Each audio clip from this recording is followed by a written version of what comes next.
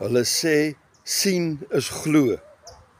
Maar in die praktyk is sien nie altyd glo nie. Veral nie op die geestelike gebied nie. In Christus se tyd het baie mense sy wonderwerke gesien, hulle het sy predikings gehoor, hulle het gesien hoe dat hy optree teenoor arm en verstote mense in die lewe. Hulle het dit alles gesien en tog het baie nie geglo nie, want op die ou einde kappel hom aan 'n kruis vas. Sien is nie altyd glo nie. So ek en jy kan miskien ook sê, ja, ek wil eers sien voor ek glo. Maar weet jy, dikwels sien ek en jy daagliks baie van God rondom ons, baie van sy liefde, baie van sy opdragte, baie van sy wonderwerke en tog glo ons nie altyd nie, tog loop en twyfel ons dikwels in allerlei dinge, tog verval ons baie keer in alles swaarmoedige omstandighede en gevoelens.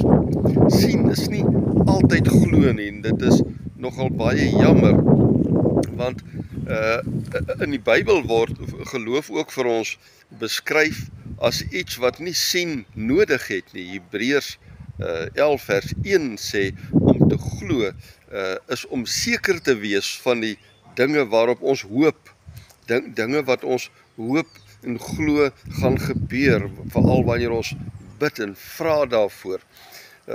Geloof is ook om duidelike sekerheid en 'n duidelikheid te hê van die dinge wat ons nie sien nie.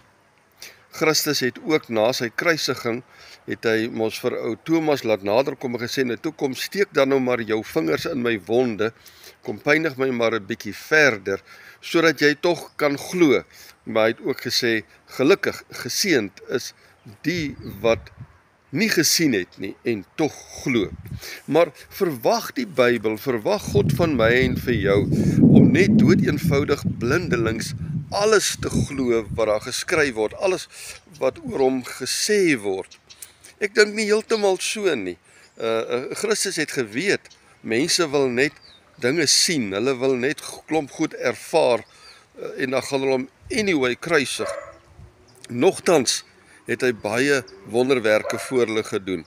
Hy het ook vir hulle gesê, as julle dan nou graag wil sien om te glo, kyk na die natuur, kyk na die voëls, kyk na die lelies, die blomme, kyk na die mossies, dan sal julle sien hoe dat God, die Vader, vir ons elke dag met liefde versorg. Christus het dikwels vir die mense dinge gegee om te sien. En ek glo hy wys ook dikwels vir jou en vir my elke dag dinge om ons te oortuig dat hy by ons is, maar sien is nie altyd glo nie. Glo lê 'n bietjie dieper. Kyk ook byvoorbeeld na heuningbye, hoe dat hulle daai heuningkoek bou. Ek en jy koop seker die heuning maar in die winkels in botteltjies of ergens waar mense dit vir ons uitpers.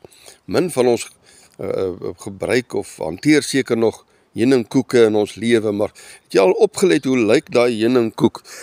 Al daai deeltjies wat opgebou is daai 6-hoekige, kom ons noem dit gaatjies of eenhede, waarin die bye uiteindelik hulle heuning maak en stoor. Wie leer vir daai bye, wat maar net 'n klompie dae lewe in hierdie lewe, wie neem die tyd om vir hulle te leer om daai 6-hoekige eenhede te bou? Wie het vir hulle daai wiskunde geleer om vir hulle te sê dat as jy 'n plat oppervlak in soveel as moontlik eenhede wil opbou en 'n plat oppervlak wat sterk en stewig sal wees, dat jy dit met 6 hoekies moet opbou? Wiskundiges het nog maar later jare eers uitgevind wat 'n sterk wiskundige geheim daarin sit in die bou van 'n 6-hoek. Wie het vir hulle gebou? Vir hulle geleer? Heuningbye in Suid-Afrika, in Amerika, in Nederland en Australië, oral weet hoe om daai 6-hoekige eenhede te bou. Ons kan tog nie anders as om ons oë oop te maak en te sê, ergens moet daar 'n groter bewussyn wees, 'n groter intelligensie as enige iets op hierdie aarde. Ergens moet daar tog 'n God wees, as ons maar net kyk na 'n byekorf, 'n bye, die byekoek binne in die byekorwe, of as die byekoeke aan bome, of waar ook al hang. En tog kyk ons dikwels daarna en ons geniet maar net die heuning en bring ons regtig tot 'n dieper innerlike geloof. Paulus bid ook vir die Efesiërs in Efesiërs hoofstuk 1, daar by vers 18 rond, dat die Gees ons geestelike oë sal oopmaak, sodat ons kan sien. Ek bid daarom ook vir jou vandag, dat in jou omstandighede, of jy nou rasend gelukkig is, en of jy dalk donkerte rondom jou voel, of jy dalk twyfel, wat jou omstandighede ook al mag wees, bid ek dat die Gees van God ook jou geestesoë sal verhelder, sal oopmaak, sodat jy kan sien die dinge rondom jou, wat God vir jou wil wys en elke dag wil kom gee, om jou geloof te versterk, sodat jy ook, al sien jy dan nie met die blote oog uitkoms en antwoorde op jou vrae en gebede nie, dat jy met die geestesoog kan sien en kan glo. God hoor, God is by my. As ek sê, ek vertrou my dokter, dan beteken dit tog dat daai dokter al vir my met tyd moes bewys het. Hy is ook net mens, of sy is ook net mens, maar bewys het dat hulle omgee, dat hulle vir my werk wil help, dat hulle goeie geneeshere is. Dieselfde met God. Ek kan nie, as ek die mens sien, weet sommer hierdie is 'n goeie knap dokter nie. Ek moet die ondervinding hê, of ek moet ander mense se getuienisse hoor.